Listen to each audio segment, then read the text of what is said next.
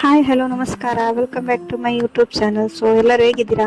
ಚೆನ್ನಾಗಿದ್ದೀರಾ ಅಂತ ಭಾವಿಸ್ತೇನೆ. ಸೊ ತುಂಬ ದಿನ ಆಯ್ತಲ್ವ ರೆಸಿಪಿ ಹಾಕದೆ. ಸೊ ಇವತ್ತಿನ ವಿಡಿಯೋದಲ್ಲಿ ನಾನು ಹಾಗಲಕಾಯಿ ರೆಸಿಪಿಯನ್ನು ಹೇಗೆ ಮಾಡುವಂತ ಹಾಕ್ತೇನೆ.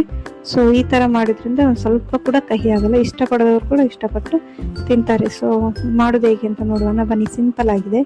ಸೊ ಫಸ್ಟು ನಾನು ಇಲ್ಲಿ ಹಾಗಲಕಾಯಿ ಏನಿದೆ ಅದನ್ನು ಚಿಕ್ಕ ಚಿಕ್ಕದಾಗಿ ಕಟ್ ಮಾಡಿಕೊಂಡು ಹುರಿಕೊಳ್ತಾ ಇದ್ದೇನೆ.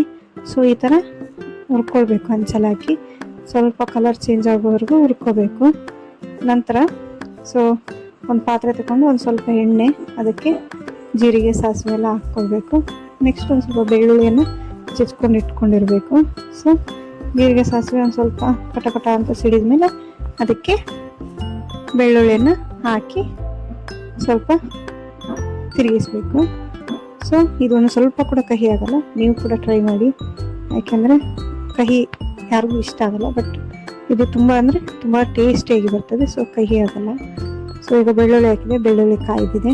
ಸೊ ಇದಾದಮೇಲೆ ನೆಕ್ಸ್ಟ್ ಏನು ಹುರಿದಿಟ್ಕೊಂಡಿರ್ತೇವೆ ಹಾಗಲಕಾಯಿಯನ್ನು ಹಾಕಿದರೆ ಆಯಿತು. ಸ್ವಲ್ಪ ಎಣ್ಣೆ ಜಾಸ್ತಿ ಹಾಕಿದರೆ ಸ್ವಲ್ಪ ಇದು ಕಹಿ ಕೂಡ ಅದರಲ್ಲೇ ಹೋಗುತ್ತೆ. ಸೊ ಹಾಗಾಗಿ ಸ್ವಲ್ಪ ಆಯಿಲ್ ಜಾಸ್ತಿ ಇದ್ದರೆ ಒಳ್ಳೆಯದು. ಬಟ್ ನೀರು ಹಾಕಬಾರ್ದು, ಈ ರೆಸಿಪಿಗೆ ನೀರು ಹಾಕೋದೇ ಮಾಡಬೇಕು, ಹಾಗಿದ್ರೆ ಮಾತ್ರ ಟೇಸ್ಟಿಯಾಗಿ ಬರುವಂಥದ್ದು. ಸೊ ಹಾಗಲಕಾಯನ್ನು ಆಯಿಲಲ್ಲಿ ಒಂದು ಸ್ವಲ್ಪ ಫ್ರೈ ಮಾಡ್ಕೊಂಡು ನೆಕ್ಸ್ಟ್ ಅದಕ್ಕೆ ಉಪ್ಪು, ಅರಿಶಿಣ ಮತ್ತು ಒಂದು ಸ್ವಲ್ಪ ಖಾರದ ಪುಡಿ, ಮೆಣಸಿನ ಹುಡಿ ಹಾಕಿ ಚೆನ್ನಾಗಿ ತಿರುಗಿಸ್ಬೇಕು. ಸೊ ಎಲ್ಲನೂ ಮಿಕ್ಸ್ ಮಾಡಿದ್ಮೇಲೆ ನೆಕ್ಸ್ಟ್ ಒಂದು ಸ್ವಲ್ಪ ಹುಣಸೆ ಹುಳಿಯನ್ನು ನೆನೆಸಿಟ್ಕೊಂಡಿದ್ದೇನೆ ನಾನು ಆಲ್ರೆಡಿ. ಸೊ ನೀವು ಬೇಕಾದರೆ ನೆನೆಸಿಟ್ಕೊಂಡಿಲ್ಲ ಅಂದರೆ ಆಗ ನಾನು ಸ್ವಲ್ಪ ಬಿಸಿನೀರಿಗೆ ಹಾಕಿ ಅದು ನೀರನ್ನು ಹಾಕಿದರೆ ಆಯಿತು. ಸೊ ನೀರನ್ನು ಹಾಕಿ ಒಂದು ಸ್ವಲ್ಪ ಅದರಲ್ಲಿ ಫ್ರೈ ಆಗಲಿಕ್ಕೆ ಬಿಡಬೇಕು. ಆದಮೇಲೆ ಒಂದು ಸ್ವಲ್ಪ ಬೆಲ್ಲ ಹಾಕಬೇಕು. ಸೊ ನೋಡ್ತಾ ಇರ್ಬೋದು, ಇದೀಗ ನಾವು ಮೆಣಸಿನ ಹುಡಿ ಎಲ್ಲ ಹಾಕಿ ಅದನ್ನು ಕಲಗಿಸ್ತಾ ಇದ್ದೀವಿ. ಸೊ ಕಲಗಿಸಿದ ಮೇಲೆ ನೆಕ್ಸ್ಟು ಹುಳಿ ಏನಿದೆ, ಹುಳಿಯನ್ನು ನೀರನ್ನು ಹಾಕ್ಕೊಳ್ಬೇಕು. ಅದಕ್ಕೆ ಜಾಸ್ತಿ ಹಾಕ್ಕೊಳ್ಳೋದು ಬೇಡ, ಜಾಸ್ತಿ ನೀರು ಹುಳಿ ಹಾಕಿದ್ರೆ ಕೂಡ ಬರೀ ಹುಳಿ ಟೇಸ್ಟ್ ಬರ್ತದೆ. ಸೊ ಸ್ವಲ್ಪ ಹಾಕಿದರೆ ಸಾಕು. ಸೊ ನೋಡ್ತಾ ಇರ್ಬೋದು, ಹುಳಿ ಹಾಕಿದ್ದೀವಿ. ಸೊ ಇದನ್ನು ಸ್ವಲ್ಪ ಬೇಯಲಿಕ್ಕೆ ಬಿಡಬೇಕು. ಇವಾಗ ಇದಕ್ಕೊಂದು ಸ್ವಲ್ಪ ಬೆಲ್ಲನ ಸೇರಿಸ್ಕೋಬೇಕು. ಸೊ ಬೆಲ್ಲ ಸೇರಿಸ್ಕೊಳ್ಳೋದ್ರಿಂದ ಕಹಿ ಮುರಿತದೆ. ಸೊ ಕಹಿ ಆಗೋದಿಲ್ಲ, ಪಲ್ಯ ಟೇಸ್ಟಿಯಾಗಿ ಬರುತ್ತೆ. ಸೊ ಇಷ್ಟಪಡೋದವ್ರು ಕೂಡ ಇದನ್ನು ಇಷ್ಟಪಟ್ಟು ತಿಂತಾರೆ. ಸೊ ಆ ಥರ ಟೇಸ್ಟ್ ಆಗುತ್ತೆ. ಸಿಂಪಲ್ ಇದೆ ರೆಸಿಪಿ, ಬಟ್ ಚೆನ್ನಾಗಿದೆ. ಸೊ ರೊಟ್ಟಿ, ಚಪಾತಿ ಇದಕ್ಕೆಲ್ಲ ತುಂಬ ಟೇಸ್ಟ್ ಚೆನ್ನಾಗಿರುತ್ತೆ.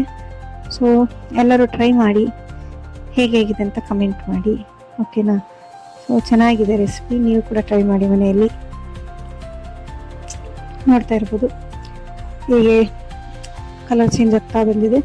ಸೊ ಇದು ಸ್ವಲ್ಪ ಇನ್ನೂ ಸ್ವಲ್ಪ ಒಂದೆರಡು ನಿಮಿಷ ಬೇಯಲಿಕ್ಕೆ ಬಿಡಬೇಕು. ಸೊ ಬೆಂದಮೇಲೆ ಇನ್ನೂ ಕೂಡ ಕಲರ್ ಚೇಂಜ್ ಆಗುತ್ತೆ, ಟೇಸ್ಟ್ ಕೂಡ ಚೆನ್ನಾಗಿ ಬರ್ತದೆ. ಸೊ ಯಾರೆಲ್ಲ ನನ್ನ ಚಾನಲ್ ಸಬ್ಸ್ಕ್ರೈಬ್ ಮಾಡಿಲ್ಲ, ಸಬ್ಸ್ಕ್ರೈಬ್ ಮಾಡಿ, ಹಾಗೂ ಲೈಕು, ಕಮೆಂಟು, ಶೇರು ಮಾಡಿ. ಓಕೆ. ಸೊ ಎಲ್ಲರೂ ವೀಡಿಯೋಸ್ ನೋಡ್ತೀರಾ, ಬಟ್ ಯಾರೂ ಸಬ್ಸ್ಕ್ರೈಬ್ ಮಾಡ್ತಿಲ್ಲ. ಪ್ಲೀಸ್ ಸಬ್ಸ್ಕ್ರೈಬ್ ಮಾಡಿ ನನ್ನ ಚಾನಲ್ಗೆ. ಇನ್ನೂ ಬೇರೆ ಥರ ವೀಡಿಯೋಸ್ ಎಲ್ಲ ಹಾಕ್ತಾ ಇರ್ತೇನೆ. ಸೊ ಫ್ರೀ ಇದ್ದಾಗೆಲ್ಲ ವೀಡಿಯೋಸ್ ಹಾಕ್ತಿರ್ತೇನೆ. ಸೊ ಫ್ರೀ ಇಲ್ಲ, ನಾನು ಆಲ್ಮೋಸ್ಟು ಬ್ಯುಸಿ ಇರ್ತೀನಿ ವರ್ಕಲ್ಲಿ, ಬಟ್ ಫ್ರೀ ಮಾಡ್ಕೊಂಡು ಹಾಕ್ತೇನೆ. ಸೊ ಸಬ್ಸ್ಕ್ರೈಬ್ ಮಾಡಿ ನನ್ನ ಚಾನಲನ್ನು. ಸೊ ನೋಡ್ತಾ ಇರ್ಬೋದು, ರೊಟ್ಟಿ ಮಾಡಿದ್ದೀವಿ ಇದಕ್ಕೆ ಕಾಂಬಿನೇಷನ್ ಆಗಿ. ಸೊ ಪಲ್ಯ ಮತ್ತು ರೊಟ್ಟಿ ತುಂಬ ಟೇಸ್ಟಿಯಾಗಿ ಚೆನ್ನಾಗಿದೆ. ಹಾಗಲಕಾಯಿ ಪಲ್ಯ ಕಹಿ ಅಂತ ಅನಿಸೋದೇ ಇಲ್ಲ. ಯಾರೆಲ್ಲ ಇಷ್ಟಪಡಲ್ಲ, ಇಷ್ಟಪಟ್ಟು ತಿಂತಾರೆ, ಅಷ್ಟು ಚೆನ್ನಾಗಿರ್ತದೆ.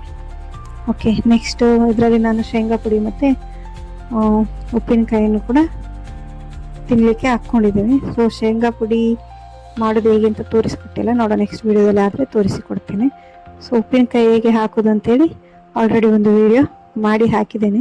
ಸೊ ಯಾರೆಲ್ಲ ಇನ್ನೂ ಆ ವಿಡಿಯೋನ ನೋಡಿಲ್ಲ, ಸೊ ವಿಡಿಯೋ ನೋಡಿ, ಉಪ್ಪಿನಕಾಯಿ ಹೇಗೆ ಹಾಕೋದು ಅಂತ ವಿಡಿಯೋದಲ್ಲಿ ತೋರಿಸಿದ್ದೇನೆ. ಇದು ಮನೆಯಲ್ಲೇ ಮಾಡಿರೋಂಥ ಉಪ್ಪಿನಕಾಯಿ. ಸೊ ಉಪ್ಪಿನಕಾಯಿ ಕೂಡ ತುಂಬ ಚೆನ್ನಾಗಿದೆ. ಸೊ ಇದೇ ಥರ ಫಾಲೋ ಮಾಡಿ. Thank you.